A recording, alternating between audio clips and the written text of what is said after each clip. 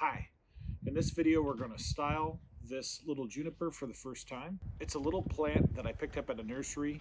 I'm going to speed through some of the footage so you don't have to hang out with me for the next year, but we are going to go step by step through the process of exposing the base, determining a front, cleaning the foliage, wiring the tree, and then placing the wires in the final position. Let's jump right in.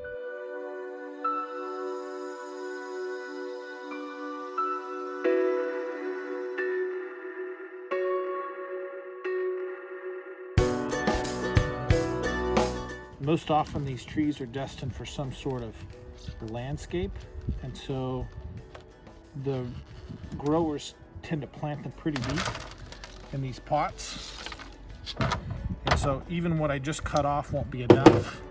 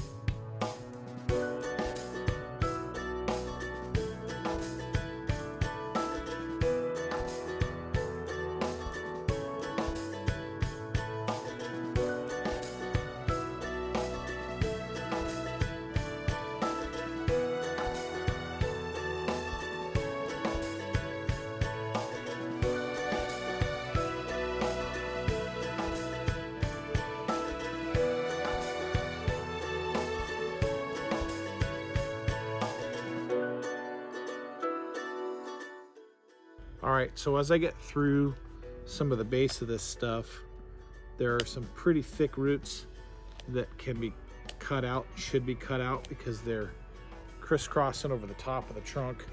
It's like it was buried upside down at one point. I don't think that's true, but it's what it feels like here. So I'm just trying to clean up some of these surface roots and not tear everything free. So I'm using my sharp shears to get through this.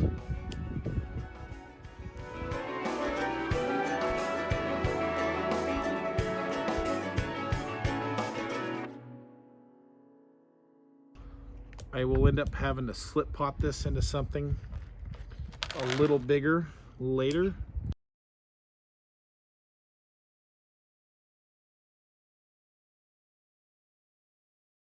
And we're getting closer to what I would consider to be the base as we get down to this final branch that's down here on your left, my right.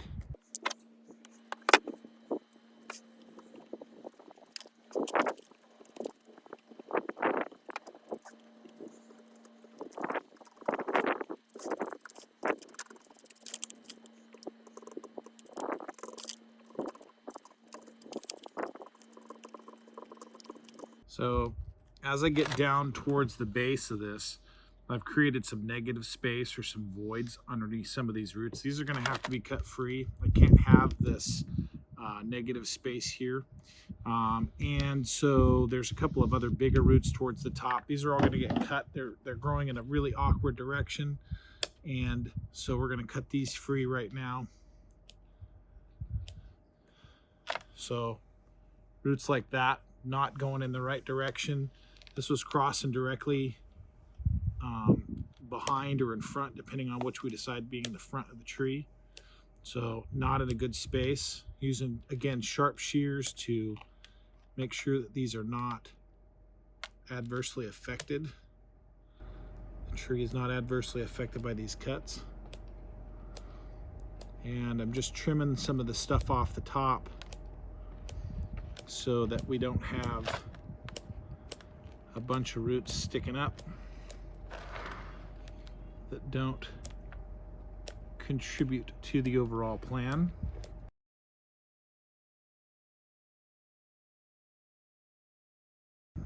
One of the fundamentals is that we really don't want to spend time on both the top and the bottom of a plant in the same sitting.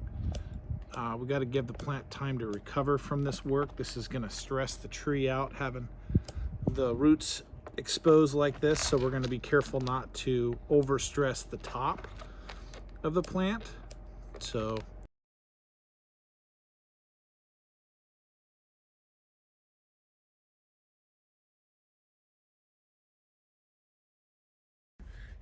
this is as far as I'm going to go down.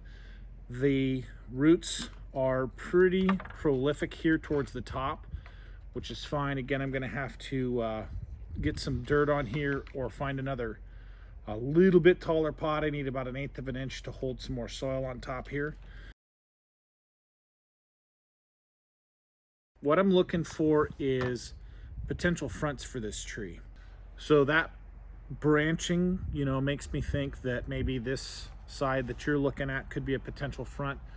The thing that we're looking for in the base of this is the point where the base of this, the trunk, meets the ground, has the widest flare. And we're not really there yet. I think that this will have to take some successive reduction in terms of the root structure, because there's just so much root mass at the top of this. It's hard to tell where the widest flare is going to be.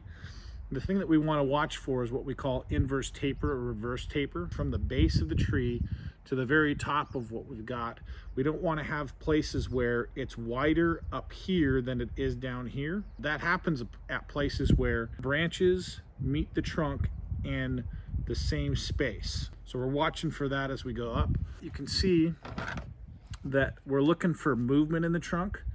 And from right here, there's this nice bend that goes this direction, and that starts to come back, and then it's almost straight as an arrow to the very top of the tree. We'll be wiring this here in a moment and potentially accentuating this initial curve, which is kind of interesting. And then some of these off branches will become side branches, and then all of this inner weaker growth is probably going to be trimmed off. At this point, I'm looking at the very top of the tree, thinking that maybe right here at this juncture, where we've got a significant branch here and then the rest of the tree goes all the way up, this might be a good place to create a new leader or a new apex to the tree. I'm going to clean next, which is step 2. And so I'm going to go through and cut free any weak inner foliage and crotch growth. So anything that comes out of the middle of one of the Ys where the growth is. So I'm going to clean that out, and I'm going to clean to probably 1/2 inch out on any of the main branches. We'll be putting wire on these in a moment. I want to make sure that there's no foliage in the way.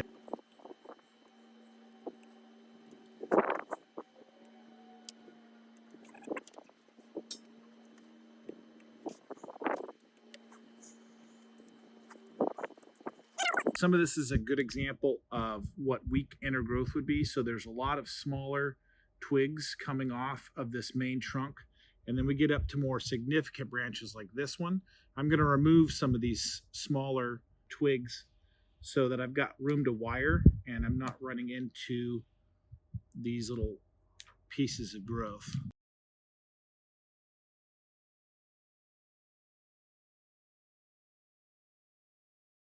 Because we're going to wire the trunk, I'm probably going to start with that. Normally, if you're wiring something, you want to work from your biggest branches to your smallest branches. And so in order to create some movement, we're going to have to tip the plant one way or the other. If I plant it this way, it shifts all of the movement to the left, and it will help us to accentuate that movement here. So we have movement off to the left, it comes up a little bit and then back off to the left, and so we can have the entire body of the plant leaning to that direction. But in order to have any of this work, we're probably going to want some wire on the upper portion of the trunk. So let's talk about wire for a second. I know in my last video about wire, we talked specifically about the kinds of wire that we use, but I didn't get into the tricks of using wire either. So This wire is my heaviest wire that I have on hand. It's about a 4.0, maybe a 4.5. And so one of the things that you can do is you can take a length of the wire. This is probably enough. And you can press it on the portion of the plant that you want to see wired, and that will help you to determine if this level of wire is going to be enough to move it. So to exaggerate the point, I'll use a much smaller piece of wire and show you that if I push on the trunk with this piece of wire, it bends instead of moving the plant. And if I use this larger piece of wire, it moves the plant and it does not bend the wire. So we have a pretty good assurance that this is big enough wire to get to the very tip top of this tree. So I'm going to take this wire and stick it into the bottom of the pot and wrap it around the trunk at about a 45-degree angle. It might be a little bit less of an angle for that. And then as I get up higher onto the tree, I'm going to continue wrapping all the way around to the very top. And because I want this to move a little bit in terms of the way that this is turning already, if you look at the plant from this direction, I want to move the plant in a clockwise manner. So I'm going to spin the wire in a clockwise manner as well. So I want it to come out this direction. We have to think about bonsai in more than just two dimensions. So we want the plant to go this direction, and then this direction, and then this direction. And as we spin the wire around the tree, and then we eventually curve the tree around, the wire should get tighter, not looser. So that's one of the things that you got to think about. You're going to want to take about a third, again, maybe even a half, as much wire as you would need for the whole length, and then cut some off. And as I mentioned before, we might be taking a bit of the top out of this tree and finding a new leader. So I think that right about here should be enough. So we're going to clip this here. Better be a little bit long than to come up short. So we're going to clip that here, and then I'm going to find a space in the trunk, next to the trunk, as close as I can get it to it, where I can fit this wire in and go all the way to the base of the tree.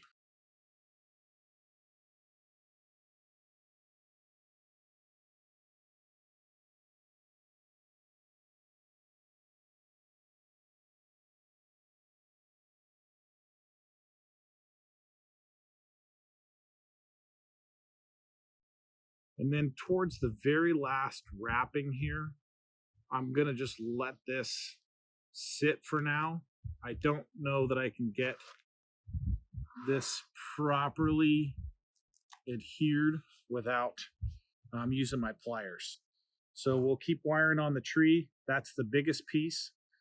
Let's talk about the two branch principle. One of the things that's important to remember is you always want to wire two branches at the same time, and that helps to create an anchor point for them. Let's use our little test here to determine whether this is thick enough wire. It looks to be for both branches. This is a number 3 wire, or 3 millimeter wire rather.